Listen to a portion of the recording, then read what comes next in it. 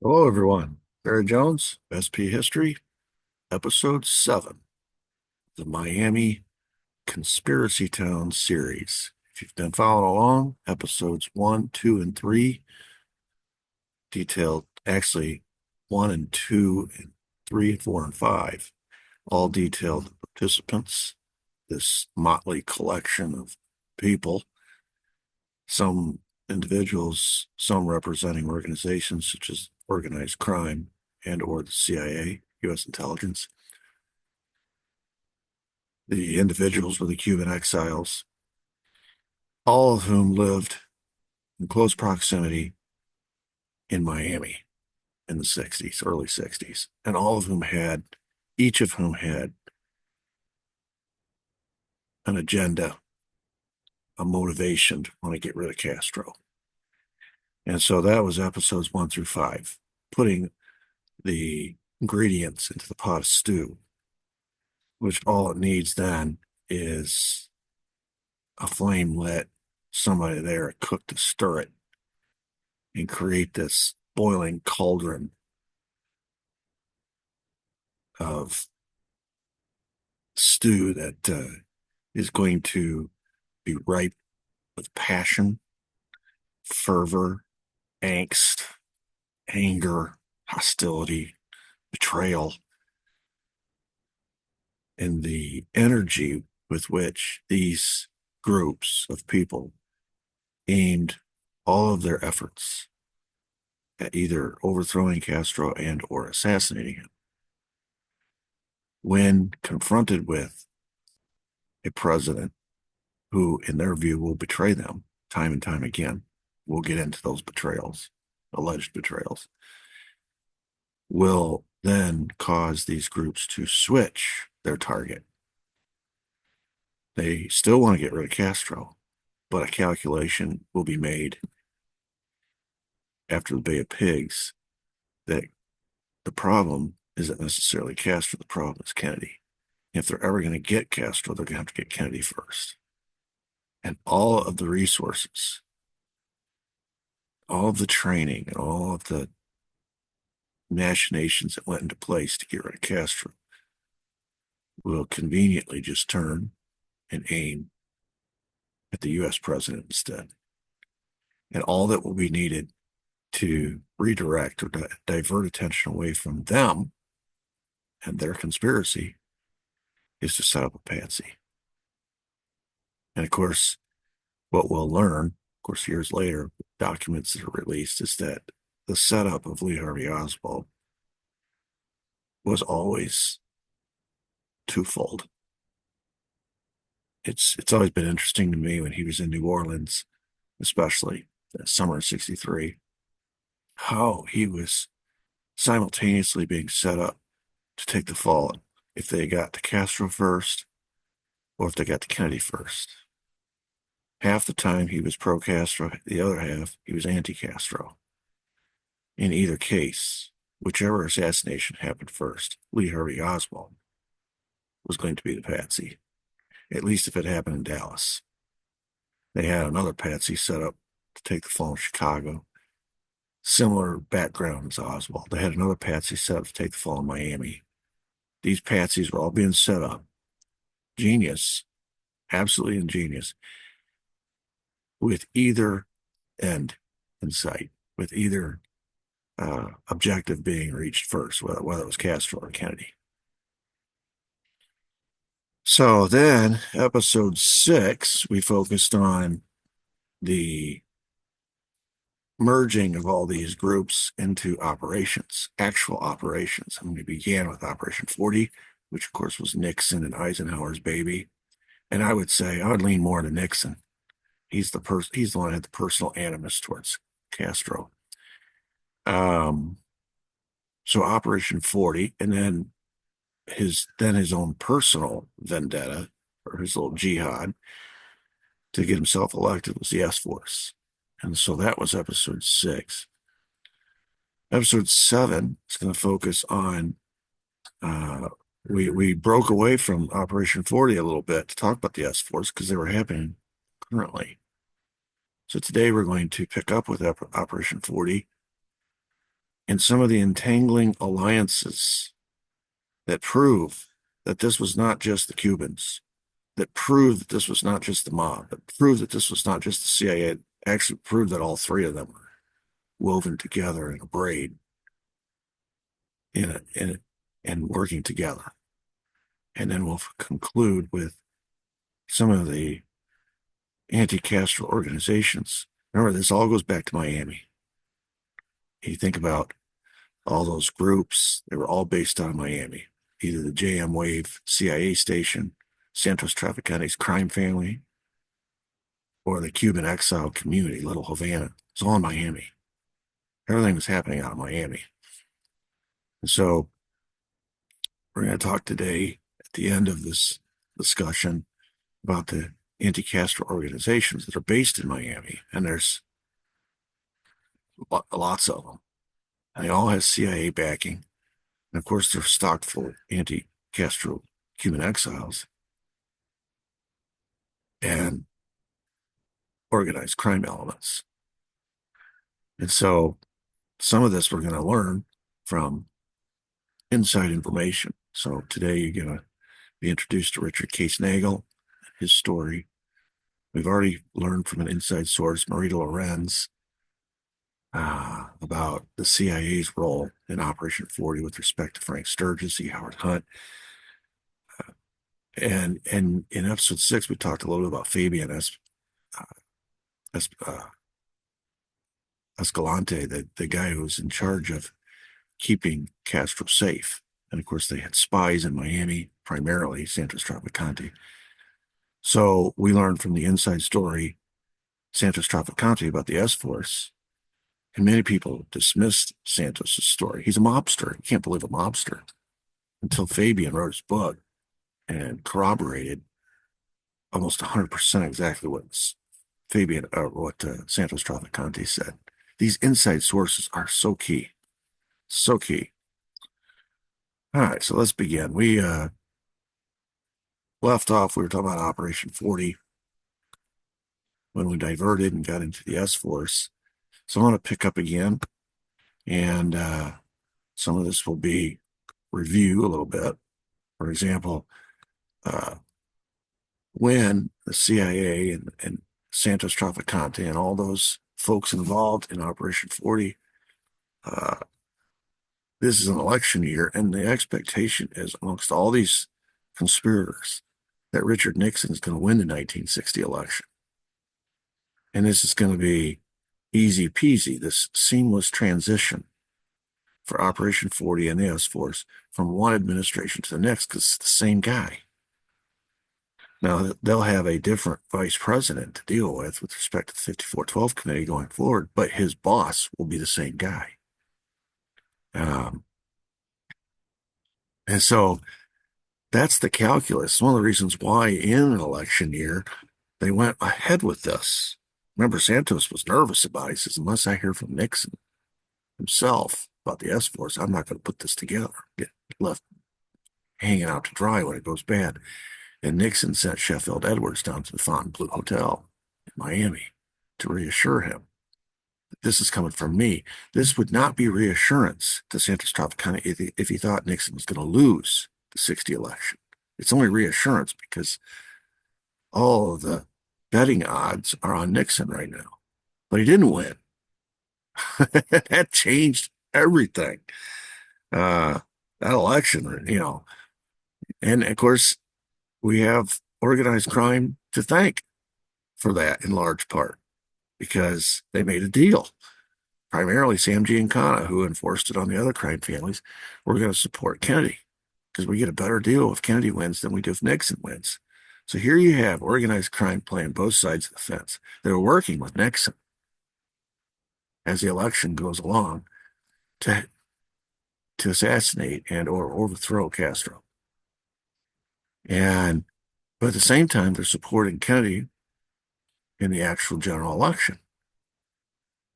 It became very frustrating to Nixon because at some point he starts to realize, remember, the whole goal was for the S-Force to assassinate Castro before the election.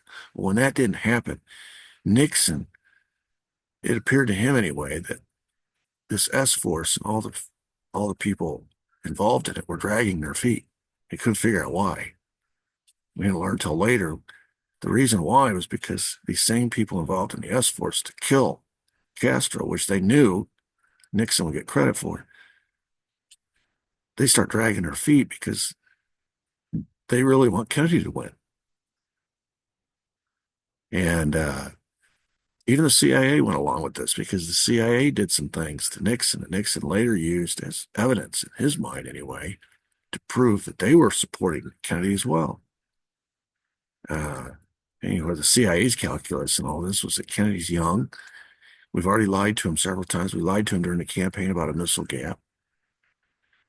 He believed it hook, line, and sinker. He went out and campaigned on it, basically repeating a lie. We think we can maneuver this guy around a chessboard like a pawn.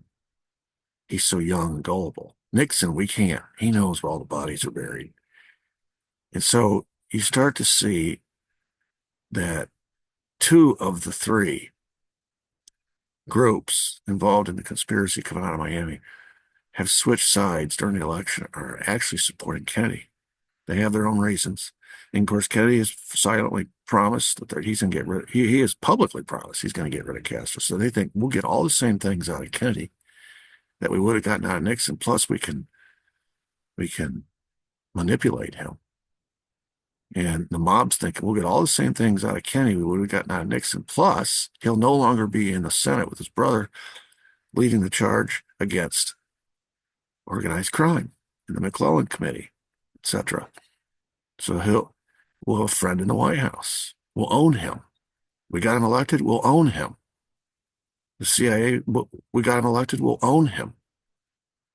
The only ones who were still kind of left out in the cold in all this, still supporting Nixon, because he's endorsing actions like Operation 40 and the S are the Cubans. And they'll get brought along on it and eventually throw all their support behind Kennedy. And when he initially supports everything that Nixon supported, they'll be persuaded that Kennedy's on their side. And so you see decisions are being made, political decisions are being made. And anyway, so when the election happens and Nixon does not win, it's still full steam ahead for Operation 40. JFK, he'd been briefed by the CIA, but he didn't know a lot. He knew about Operation 40 because they had already briefed him about the Bay of Pigs operation, which they called Operation Zapata, which was in the plans. It was in the plans to happen before the election, but it wasn't going to happen until after the election. So obviously he would have to be briefed on that. The decision was going to have to be made by the new administration whether to continue that. And the CIA felt confident that he was going to approve it based on their pre-election briefing. He didn't know anything about the S force. He didn't find out about that till summer of '63. So they're keeping things. This is the CIA's view of this new president. We don't have to tell him everything. He's on a need-to-know basis, just like everybody else. So they briefed him on Operation Zapata, which is what we know as Bay of Pigs. And because of the promises that he'd made during the campaign, largely based on what the CIA had told him, he couldn't go back on those public promises 3 months into his term. So he signed on to the Bay of Pigs invasion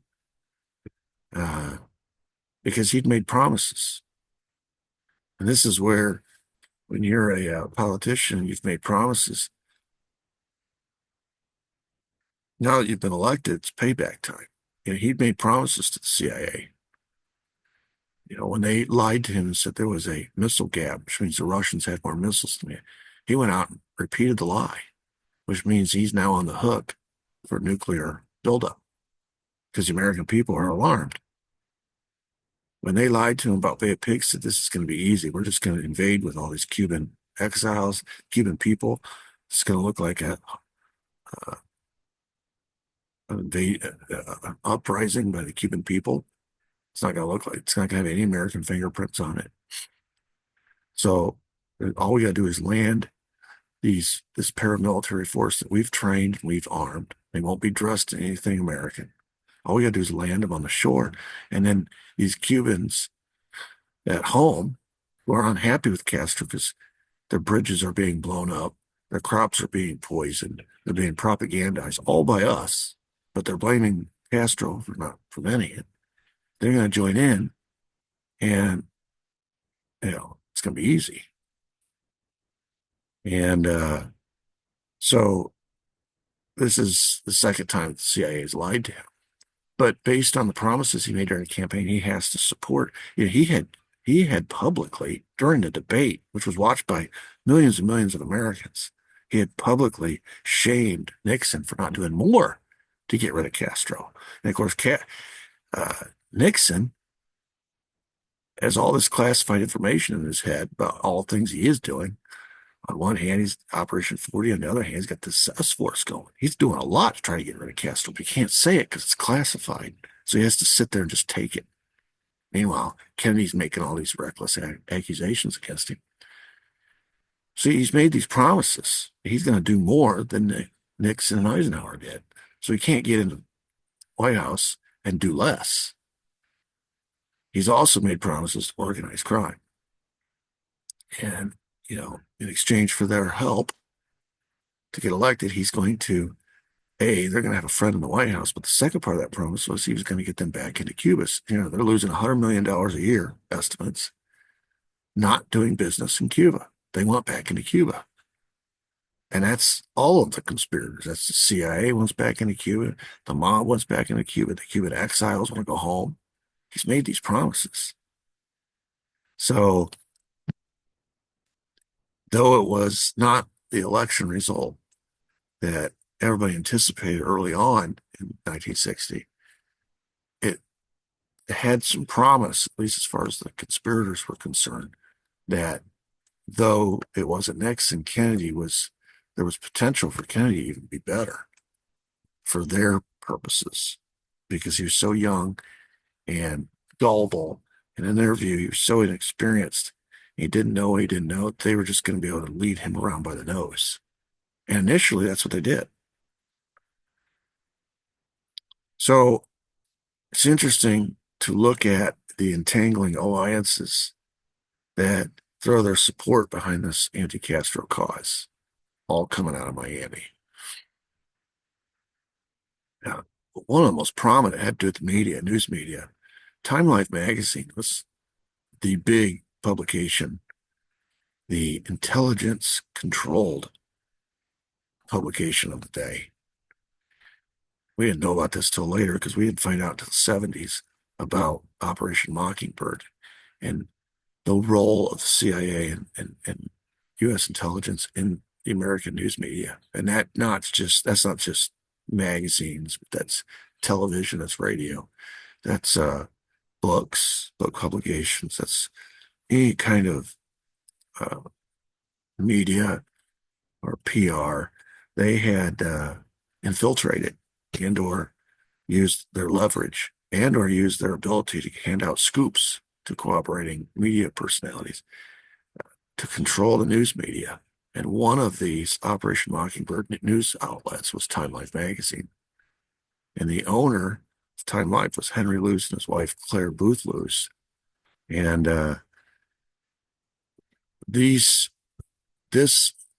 remember, it was Time Life that had their reporter, Dick Billings, on the boat, the yacht, flying tire to William Pauly's yacht, when they took the S Force over to kill Castro and pick up those two Soviet officers.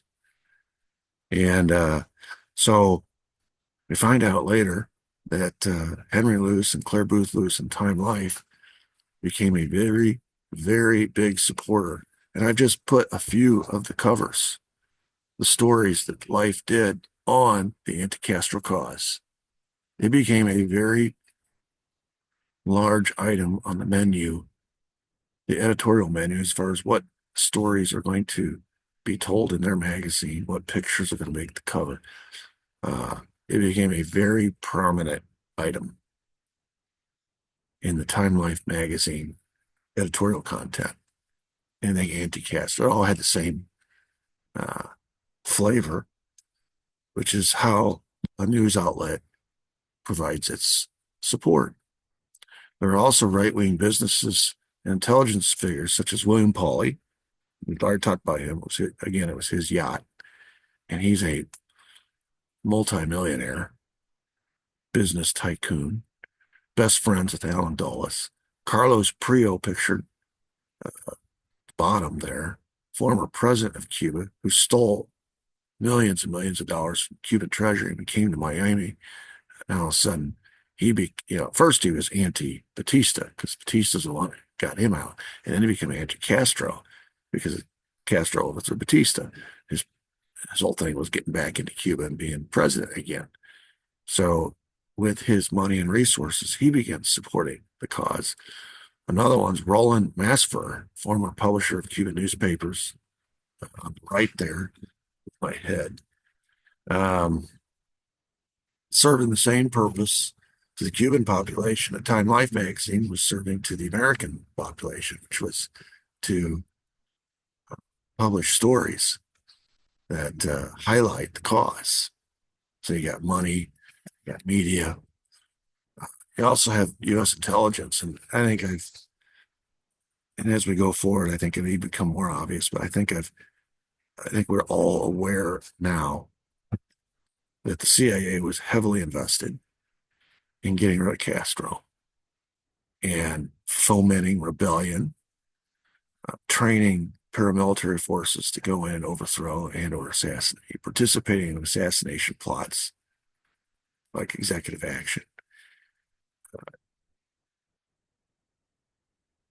The U.S. and of course, motives for the CIA, they could cloak under the cover of being anti-communist, but really it was about losing their gravy train, the heroin trade that had come through Cuba under the direction of the CIA, under the protection of the CIA, under the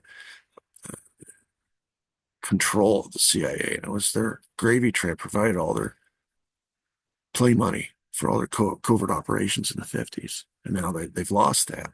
This is why they're having to turn to people like George Bush and the oil people down in Texas. They have to turn to people, business tycoons like Pauly, the Luces from Time Life. They're back to begging for contributions. This is why Howard Hughes was so important. Rich people are always out there looking for money they can use to cause trouble covertly around the world. They can't use money that's appropriated from U.S. Congress. In theory, that money is audited, and they know the money details what they're using it for. If you use these private sources, off the book sources of money, nobody knows. It stays covert. And of course, you have the crime bosses. And we've talked about that: Santos Trafficante, Sam Giancana, Carlos Marcella, the five families in New York, Peter Lucavoli in Detroit. The list is long. They all had enterprises in Cuba they wanted to get back to. They all were targeted by the U.S. government, Justice Department, when Nixon or Eisenhower was president in the 50s. And they wanted some relief. So that's why Sam Giancana made the deal with Joe Kennedy. So you have all these entangling alliances. Then you get into some of these groups that are created for the express purpose of overthrowing Castro. And of course, just looking at the group, serving the group, if you went to one of their meetings or if you were introduced to some of the people, there are all these Cuban exiles.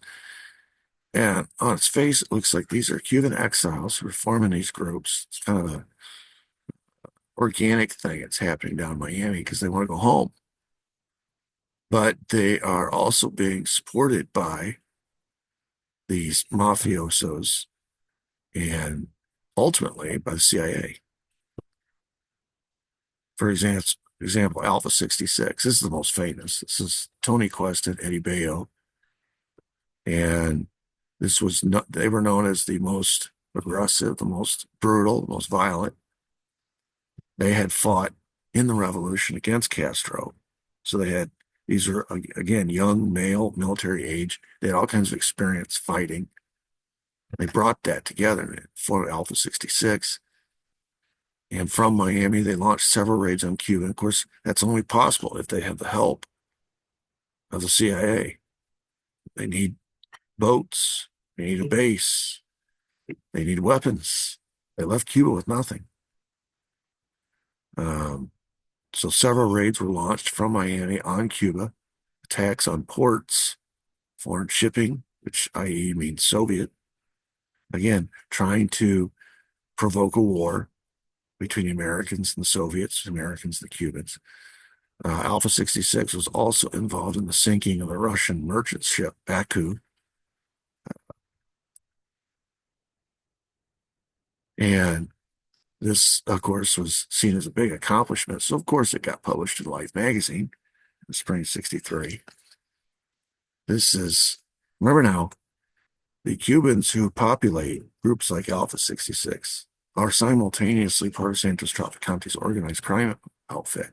So there you have two alliances, an alliance of Cuban exiles and an alliance of an organized crime outfit right off the bat. And then the CIA throws its support and actually financially gives support to groups like Alpha 66 to keep them afloat.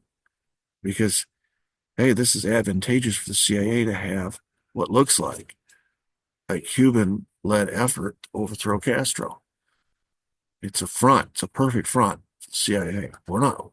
We got plausible deniability. This is Cubans. This crazy Cubans down in Miami.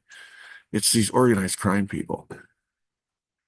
But these groups would cease to exist. They would wither on the vine without the financial support and the technical support and the weapons and the ammunition, the boats, logistical support, all the support the CIA gave. Claire Booth Luce, just to illustrate my point, later told Gate and Fonzie, House Select Committee investigator, that the attacks that we just discussed had been organized by her friend, William Pauly. William Pauly's CIA. So I guarantee the story that she and her news publication, Time Life, did not identify the CIA as being behind the attacks. She identified Alpha 66 and these Cubans as being behind it. But privately, she told Gate Fonzie, it was CIA, William Pauly. She said William Pauly got the idea of putting together a fleet of speedboats, seagoing flying tigers, as it were. Remember that he was the guy who did all those covert operations during World War II for FDR. He had a roster of pilots that flew with him in all these secret missions. So now he's putting together a roster of speedboats to do the same thing, which would be used by the exiles to dart in and out of Cuba on intelligence gathering missions. He asked Miss Luce to sponsor one of these boats, and she agreed. So she had her own boat that she paid for. John Newman wrote in his book, Oswald and the CIA, in 1995, that Pauly was working for the CIA in Miami, and he was working or involved with Harold Hunt. And of course, if Harold Hunt is involved, we've already known that Clint Murchison was involved because he let the S-Force train on his ranch in Mexico. He's another oil guy. So here's the biggest oil guy, Harold Hunt. In that book, John Newman wrote that FBI agent James P. Hosty told him, quote, H.L. Hunt was backing Pauly's people, and they were also getting support from Henry Luce. So I'm talking about entangling alliances. All of this is coming out of Miami, but look at the network, how spread out it is. It reaches into Texas because that's where all these oil people are. So you got Murchison and Hunt, Harold Dryholz-Bird, who owned the Texas School Book Depository, incidentally. All these different oil people. And then you got these media moguls in New York, Luce's, Time Life. And so but Miami is the center of it all. That's where all the support ends up. That's where all the people are that are going to carry out these missions. Antonio Veciana, who was on my list yesterday when I talked about the S-Force, one of the original S-Force members, and he's one of the founders of Alpha 66, ended up testifying for the House Select Committee that Maurice Bishop aka David Atlee Phillips. David Atlee Phillips, these CIA people always have code names. And Maurice Bishop was David Atlee Phillips. He denied it for years and years and years. It's finally verified by Antonio Veciano. Was his U.S. intelligence contact. All right. This is proving a relationship between these Cubans and the CIA. All right. Antonio Veciano on the stand under oath said, everybody knew who he was. He was the leader of Alpha 66. He's the leader of these Cubans who formed this violent organization to overthrow Castro. And he had a U.S. intelligence contact, and his name was David Atlee Phillips. He didn't know him by that, or he didn't call him by that. He went by Maurice Bishop. They're the same people. He said he met with Bishop more than 100 times over a 13-year period. Now, when he's given this testimony, he's in the late 70s, probably 77, 78. So 13 years reaches back to 62, 63, about the time JFK was assassinated. He said he was also uh, the he also helped organize Alpha 66 at the direction of Maurice Bishop. In other words, the CIA told Antonio Veciano to put together Alpha 66. It was the CIA's idea, and he was paid $253,000 to do it. He said even in September of 63, right before JFK himself was assassinated, he met with Bishop in Dallas and Lee Harvey Oswald. So you see how all this is, these entangling alliances we've shown were private businesses like Time Life, private business tycoons like William Pauly, who doubled as a CIA asset, best friends with Allen Dulles. We see the CIA organized crime, and Antonio Veciano blows the whole lid off the CIA's plausible deniability that they had anything to do with anything anti-Castro or anything anti-Kennedy. He says, no, that's not true. Not only did they help us create Alpha 66, pay for it, I met with this guy, my liaison, 100 times over 13 years, but that we also met with together with Lee Harvey Oswald in Dallas right before the assassination. My goodness.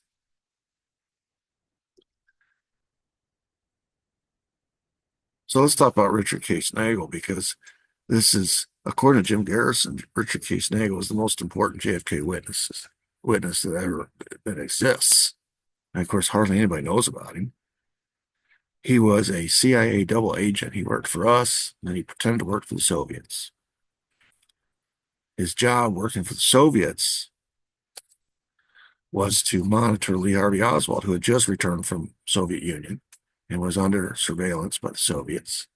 They had figured out, and it's an interesting story. I did a series of episodes in my Lee Harvey Oswald series about his time in Russia and how the Soviets figured out he was a spy, which is why they married Marina to him, allowed him to return to the United States so they could keep tabs on him. And essentially, by marrying Marina to Lee, they had their own double agent inside the CIA because she was watching her husband, reporting back to the KGB. But this was our double agent watching, reporting back to the CIA what the KGB was having to do with respect to Oswald. And according to Nagel, as he monitored Oswald, obviously, I mean, he's going to follow him around. Oswald in the summer of 63 ends up in New Orleans, and the fall ends up in Texas. And Nagel notices that he's constantly in the company of these two Latinos or Cuban exiles named Angel and Leopoldo. I told you the Sylvia Odio story, and who Joan Mellon believes Leopoldo ended up being Bernardo de Torres, a notorious CIA infiltrator who was always in the right place at the right time to rat fuck Jim Garrison's to rat fuck the CIA investigation after the JFK assassination, to rat fuck Jim Garrison's investigation in New Orleans for the Clay Shaw trial. He was an infiltrator. Well, here he was, according to Jim Garrison, or according to Richard Nagel, he was close to Oswald because he was uh, setting him up to be the patsy. This is the story he tells KGB. According to Nagel, Angel and Leopoldo were part of a CIA-financed anti-Castro militant group called Alpha 66. So this is just further corroboration of what I just reported that Antonio Veciana said, also involved in Alpha 66. And this is corroboration that the CIA created this group and backed it financially. So he's reporting that Oswald has infiltrated this group and he's informing for the FBI. So he's not working in this capacity anyway. He's not working for the CIA. He's working for the FBI. And he's obviously still a CIA asset during this time. He had dual purpose. And this is corroborated by documents that show that he was being paid by the FBI to be an informant. And remember, it was an FBI informant that called Chicago FBI field offices November 2nd, warning of an assassination attempt against Kennedy there. And his name was Lee. So Lee Harvey Oswald was an FBI informant. Again, in the Chicago part of the story that I told under Abraham Bolden, that part of the series, I detail how and why the details were and all of the reasons Oswald became an FBI informant, who was involved in making him, turning him into an FBI informant. That's another story for another time. Anyway, here he is working for the FBI, informing to the FBI on CIA activities. That was the whole purpose. That was the reason he was made into an FBI informant. You just tell us what you know about the CIA because the person who was involved in making him an FBI informant, his name is Bobby Kennedy, knew that he was in the CIA. And so who better to inform on the CIA than somebody who's in the CIA? And of course, uh, this was what he was doing as an informant. So that his knowledge of an assassination plot in Chicago, his informing to the FBI about this plot, is because he's in the CIA. And so that means this is all something that's coming from the CIA.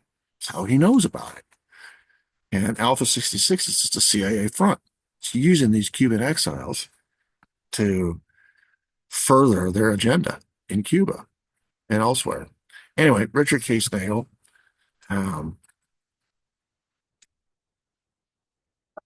it was during this period of time that these Cuban exile paramilitaries, and let's just call it Alpha 66. There are other groups, but Alpha 66 specifically, were being directed since it was being financed by the CIA and it was created to begin with by the CIA. Stands to reason the CIA would be directing their activities. And who was their boss? It was David Atlee Phillips, that same Maurice Bishop that met repeatedly over 100 times with Antonio Veciano, another member of Alpha 66 during that 13-year period. And he's operating out of the Mexico City station. He is now the Western Hemisphere chief of the CIA. Of course, his background, his specialty is misinformation. He's the guy that came up with that whole story about Oswald going to Mexico City. Anyway, during this period of time, Alpha 66 had been attacking Russian ships in Cuban ports in direct violation of the president's cease and desist order. After the Cuban Missile Crisis, Kennedy ordered all this stuff shut down. And David Atlee Phillips is ordering Alpha 66 to continue and do it anyway. And of course, we already know E. Howard Hunt's doing it. Frank Sturgis is doing it. And they're CIA. Well, here's another one. So JFK's response to all this was to order a government crackdown. And we talked about that in earlier episodes. And this shutting down the bases in the Everglades, shutting down the bases in No Name Key, sending the customs official and marshals down to take all the C4 and explosives and weapons, arresting E. Howard Hunt, arresting Frank Sturgis, etc. And this was causing a blowback against Kennedy because it was viewed as a betrayal.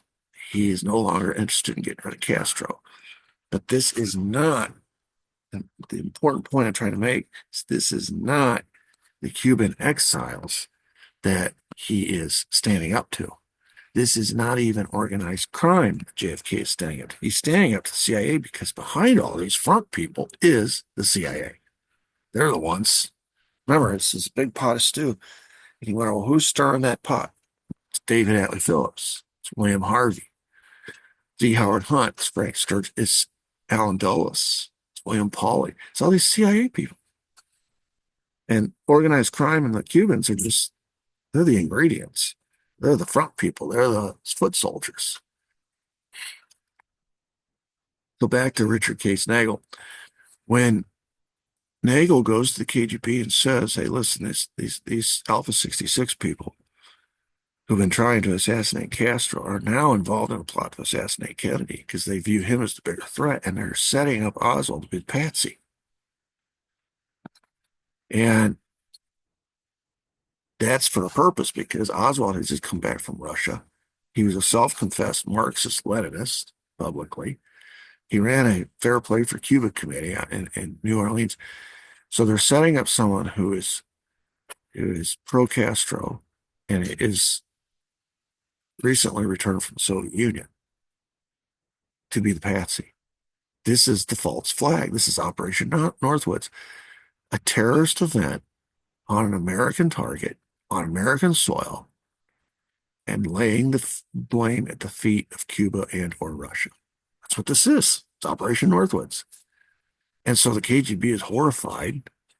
This could turn into a nuclear war just because they're blaming a guy that the American people are going to think we had something to do with this. So they ordered Richard Case Nagel to convince Oswald he was being set up, and if he wouldn't believe him, to kill him in Mexico City, to prevent him from being a patsy, just kill him.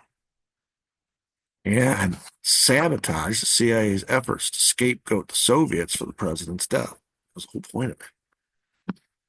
And remember, I told you the story. Nagel is caught between, he's a CIA agent.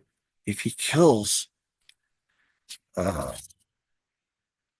Oswald, that's murder of another CIA agent. If he does nothing, he allows us to go forward and the assassination happens because he had prior knowledge and he works for the CIA. Technically, he committed treason. So he's like, I'm damned if I do, I'm damned if I don't. If I do nothing, it's treason. If I do something, it's murder. So he went into that bank down in El Paso and he shot up the bank, got himself arrested so that he'd be in a jail cell and had the ironclad alibi of being in a jail cell when November 22 happened. He told his story later. And when he was asked about KGB having this prior knowledge and to prove that or to, confirm that, he says, listen, if anybody wanted to stop the assassination, it would be the KGB, but they just didn't do enough. They had prior knowledge and they ordered me to do something that would have stopped it. I didn't do it. And because it was too late in the game and they didn't have another asset like me, I'm sitting in a jail cell. They couldn't get to Oswald in time. Or they couldn't. Now they tried. They did in the months and the weeks after the assassination when news of this fake letter that Oswald allegedly wrote or typed and sent to the Russian embassy talking about all of his planning in Mexico City with the Russian ambassadors and with the Russian expert from the KGB on assassination, Valery Kostakov, and his attempts to get visas so he could flee after the assassination. This was all contained in the letter, like he was updating his bosses on everything he'd been doing. And of course, this letter was sent to the Russian embassy, and the FBI had copies of every bit of correspondence that went in and out of that embassy. So this was intended to leak, and the FBI was going to leak it days after the assassination, proving to the American people that it was a Russian asset who had committed the assassination. Of course, with Oswald dead, he couldn't deny it. But before the FBI could leak it, the Soviets sent the letter back to the Americans, rejecting it, saying, we know what this is. This is a fake. This is a fraud. We have lots of correspondence from Oswald in the time he was in Russia, dealing with embassies, and he always hand wrote. This is typed. We know this is part of the plot. Because the reason they know that was part of the plot is because Richard Case Nagel had told him the CIA was setting Oswald up to be the patsy. So they confronted the Americans and said, we know this is part of the plot to make Oswald a patsy and put the blame for the JFK assassination on us. We reject it. We deny it. We know this is a fake. And they threatened action if the FBI went forward and leaked the letter. And so this effort to scapegoat Oswald using this letter, which later we found that letter came from Ruth Paine. I did a series on the doppelgangers. I'm not the doppelgangers, but the handlers of Oswald in Dallas. You talked a lot about Ruth Paine and how she was intricately involved in setting up Oswald, supplying all this incriminating evidence. And one piece of that evidence was this manufactured letter that the Russians believed she put together, she wrote, she typed. So it was all a fabrication. And what Nagel is saying is, listen, if there was anybody in this world that wanted to stop the assassination, it was the Soviets, because they didn't want to get blamed for it. And they knew that it was being set up that way, that they were going to be blamed. And so he's trying to disprove this notion that a lot of American people had. And it was a notion that was passed on from the government, its narrative, that somehow Castro was involved or somehow the Soviets were involved and that they were pulling the strings. And the fact that Oswald was the alleged assassin, he'd lived in Russia for a year and a half. He was pro-Castro, proved it. So it was, Nagel was saying that's all poppycock. If anybody had motive to want to stop it, it was the Soviets. Anyway, this is just more of what I just told you. In September of '63 is when Nagel met with Oswald in New Orleans. That's when he told him the story. Oswald didn't believe him. And of course, Nagel's preemption plan, instead of murdering Oswald like he was ordered, in addition to the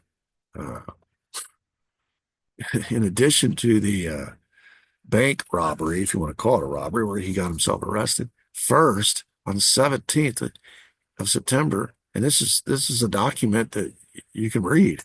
He sent a registered letter to the FBI director, J. Edgar Hoover, warning the FBI of this impending assassination and how he didn't want to be guilty of having to commit murder or treason. So he's like, you do something. I've been ordered to do this. I don't want to do this. I don't want it to be on my conscience that I did nothing and he ends up getting killed. So I'm telling you. And he says later, I informed the director of the FBI and others, his CIA contacts. So he sends the word up to as early as September 17, 1963, that Lee Harvey Oswald and two of his Cuban associates were planning to assassinate the President of the United States, adding that he had received instructions to take care of Lee Oswald, that is, to kill him in September of '63.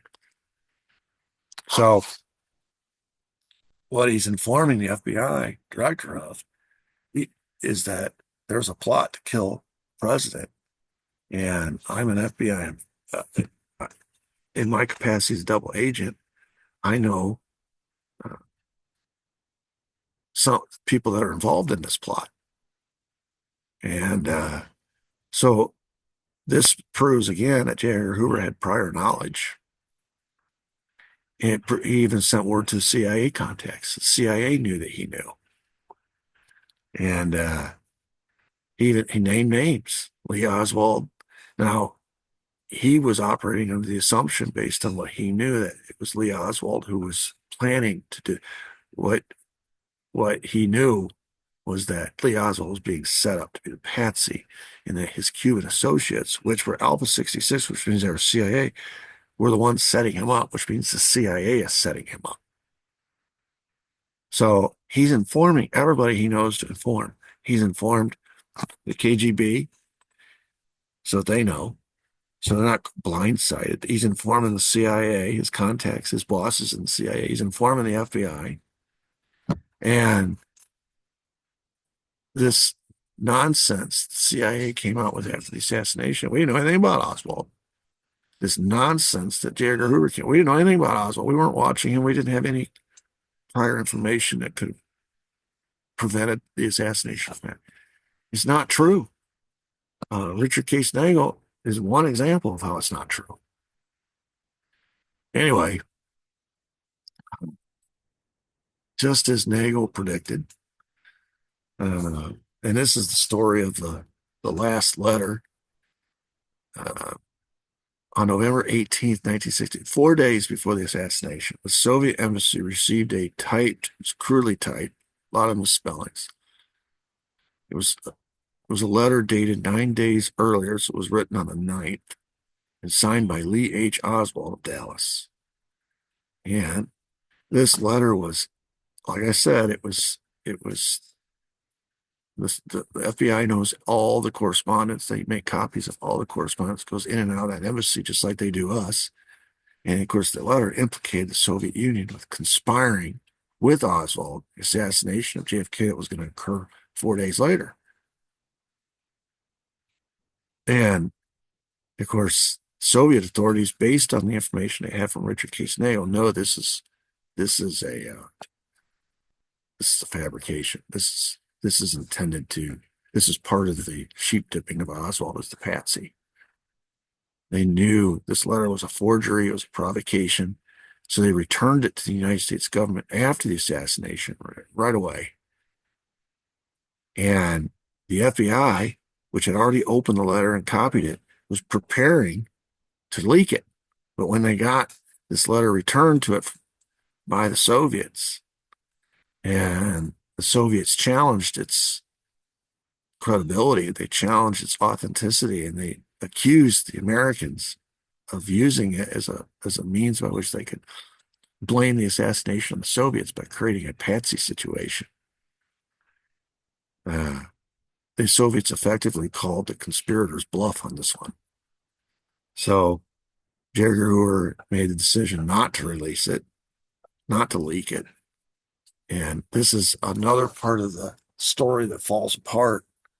The whole Mexico City story is going to fall apart. It's concocted by David Atlee Phillips. This letter is going to fall apart because Richard Case Nagel spilled the beans, acting as a double agent. So there was a lot of stuff that did make it into the public arena that implicated Oswald. But there was some stuff that was supposed to be the hammer and nail, the final nail in his coffin, that didn't. The Mexico City stuff did, but even LBJ didn't believe that. I mean, it took just a couple of days to realize the photos that were emerging, the tape recordings of the voice were not Oswald. So threw the whole Mexico City story into doubt. This letter got thrown into doubt because the Soviets knew he never typed; he always handwrote. And based on what they learned from Richard Case Nagel, they knew there was a plot in the CIA to set Oswald up as the patsy, and this fit right within that plot. So some of the pre-planning, we give these conspirators all this credit for being genius, doing such a great job hiding the evidence for 60 years. Some of it was overkill, like we saw with too many doppelgangers. Some of it was uh, discredited as a result of people like Richard Case Nagel. Some of it was so flimsily put together, like the Mexico City story, it fell apart on its own. This is why I say if the investigation, if at any point in time there had been a trial, which is why they couldn't have had a trial of Oswald, but let's just suppose they didn't kill Oswald, there was a trial. All of this would have fell apart.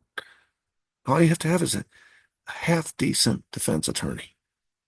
And that's why they had to kill him. The evidence wasn't fitting together. He had to be taken out. And of course, they knew he was going to defend himself. He had already said to the media he was a patsy. So he had shown his willingness to defend himself. All right, so we know about Alpha 66. How about DRE? DRE is the Student Revolutionary Directorate, DRE. This was originally started in Cuba to protest Batista. And then after the revolution, the DRE switched to oppose Castro, and its leaders had to flee to the United States, to Miami. In 62, Manuel Salvat became the leader of the DRE. According to Salvat, this DRE, which like Alpha 66 is based in Miami, received all of its financial support from the CIA. So here we have a second anti-Castro organization filled with Cuban exiles, mafia types, that is backed by the CIA. Uh, this eventually was one of the groups that it morphed. You see, it was originally anti-Batista. Then it became anti-communist, which means it became anti-Castro. And then because they couldn't get rid of Castro because of Kennedy, it became anti-Kennedy. This is the group, by the way. In addition to Oswald acting as an FBI informant infiltrating Alpha 66, he was also in close contact with DRE. I told this story, I don't remember which episode it was now. I think it was 5, where George Joanides was working in close contact with DRE as a CIA psych warfare expert at JM Wave in Miami, directing, because it's DRE is sponsored by the CIA, so their sponsor, just like David Atlee Phillips was Alpha 66 sponsor and gave orders to Antonio Veciana. George Joanides was the CIA sponsor of DRE, and since Oswald had infiltrated DRE as part of the CIA, he was part of the CIA operation that infiltrated or controlled DRE. He was essentially working together. Joanides and Oswald were working together. And of course, at this time, Oswald was being set up to be Patsy. And this is the guy, George Joanides, is the guy that was sent by the CIA to act as a liaison between the CIA and the House Select Committee when it was investigating Oswald in 77, 78, and never told the House Select Committee that George Joanides was working together with Oswald, 63, with DRE. So here's another infiltration, this time of House Select Committee using George Joanides to rat fuck the House Select Committee investigation. If they ever got anything anywhere near close to DRE or Alpha 66 or Oswald's anti-Castro activities in Miami, George Joanides would withhold documents or steer the investigation away. Just like Bernardo de Torres rat-fucked Jim Garrison, George Joanides rat-fucked House Select Committee in 78. That's the CIA's favorite tactic. And of course, DRE operates out of Miami. Another Miami group, anti-Castro, was MRR, the Movement for the Recovery of the Revolution. Manuel Artime, Tony Verona, these are Cuban exiles who believe that in the original revolution, they thought it was legitimate, but the revolution had become too personality driven by Fidel Castro, and now it had aligned with communism. And so now they had turned against the revolution. They wanted to recover the original intent of the revolution.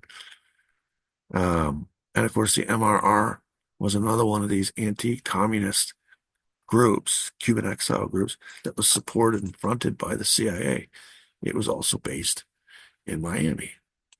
JDGE, a Miami-based anti-communist organization headed by Carlos Prio. We've already talked about Prio.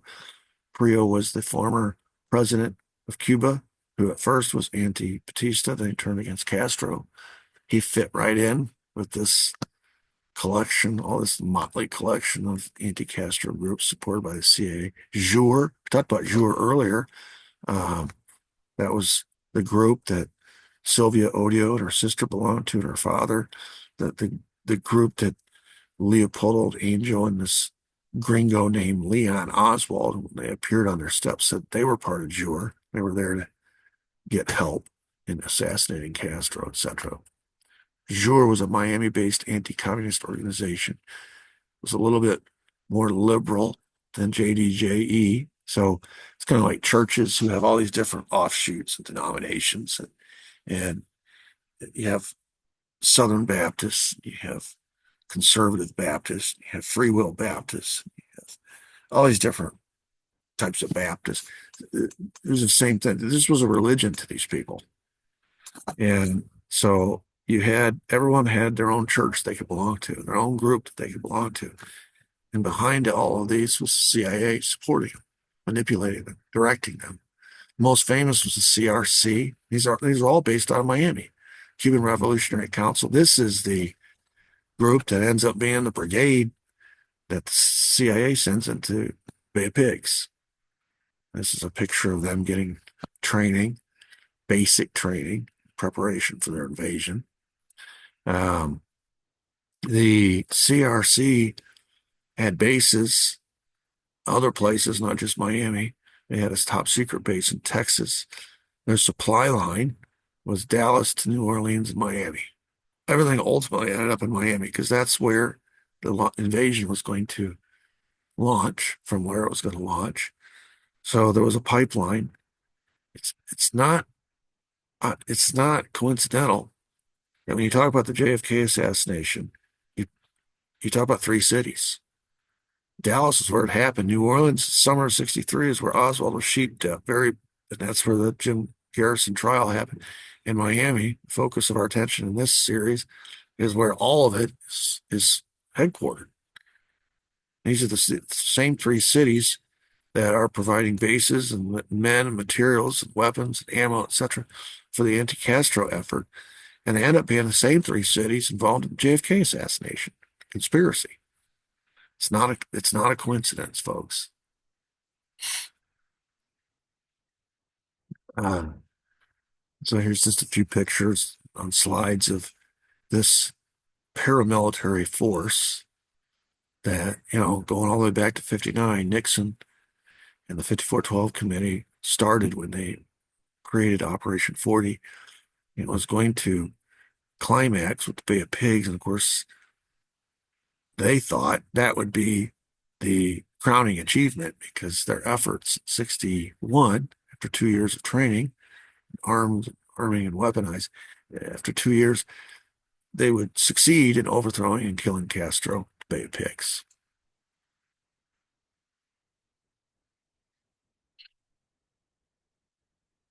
All right. So why why didn't Operation 40 ever succeed? Why didn't the S Force ever succeed? I've mentioned this before. Castro had elaborate spy network in Miami.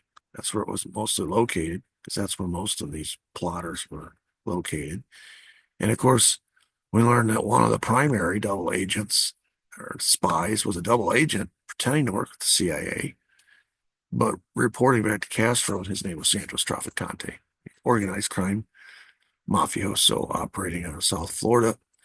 And so every time something was fixing to go down, Castro got a heads up. So this toxic brew, or the ingredients that make up this stew that's being stirred by the CIA, uh, are not all completely loyal. Some of them acting out of self-interest. Santos Trafficante would like nothing better than to get back into Cuba and reopen business and make money. But remember now, he got turned.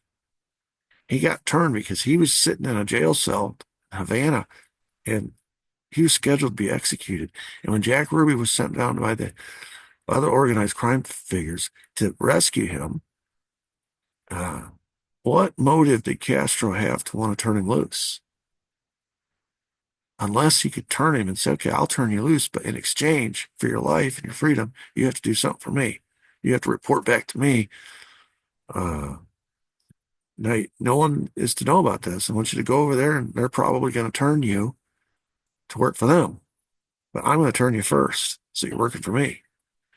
And since you're over this big network of anti-Castro Cubans in Miami, and you control them because you're the godfather, you're the crime boss there, you got a lot of people at your disposal that you can enlist to help in this spy network.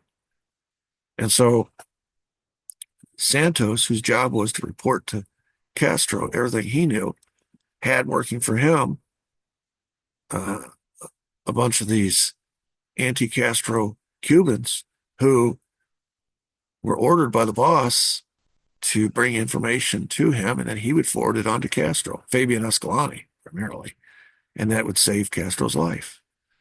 So Santos becomes a really key figure in protecting Castro while simultaneously working for the CIA in his own interest to try to overthrow him, kill him. So there's always these dual purposes. You can't completely trust anybody. And it's one of the reasons, the CIA never failed You look at their covert operations in the 50s, they didn't fail. They succeeded in Iran. They succeeded in Guatemala. It wasn't until Cuba came along that they start failing. It was because of double dealers like Santos Trafficante and because of this WASP network that Castro smartly enlisted the help of in Miami, primarily to report. This is why they were located in Miami, because Castro knew back in 60, 61, 62, 63 that the epicenter of all things anti-Castro was Miami. It wasn't Dallas, it wasn't New Orleans, it was Miami. So his spies were in Miami. Eventually, if something started, if there was a plot started in Dallas or New Orleans, it would make its way to Miami before it ever made its way to Cuba. And so that was the filter. That was where you caught all the plots and reported them. So, well, you talk about that old expression, there's no honor among thieves. This is, these people all operate by several different, they don't have any ethical guidelines necessarily. They do what's in their own basic self-interest. Of course, the overriding self-interest of all of them is to get rid of Castro. But there's also a self-interest that is even more important than money or homeland or heroin trade or organized crime business, hotel, and that is staying alive. Santos Trafficante, his primary motive before he was rescued by Jack Ruby was to stay alive. So he made the deal. And then he had to honor the deal. Because Castro could reach out and touch him just as easily as, probably easier than he could reach out and touch Castro. So he is double dealing. All the blame's going to fall on Kennedy for his betrayals and double dealing with respect to Castro by the time we get to 63. If these Cuban exiles knew the truth, if the CIA knew the truth, even if organized crime figures knew the truth, they would realize that the double dealing that kept Castro alive the longest was from one of their own, Santos Trafficante. And he wasn't the only double dealer in organized crime. You know, Sam Giancana, the organized crime figures all pretended to be helping Nixon, the S-Force, while simultaneously dragging her feet to help Kennedy win the election. There's double dealing going on everywhere. Oh, my goodness. This is a great case study on human nature, what motivates people. And you realize, number one, is staying alive. Money's high in there, etc., standing, all that kind of stuff. But staying alive is the number one. All right, so that is episode 7.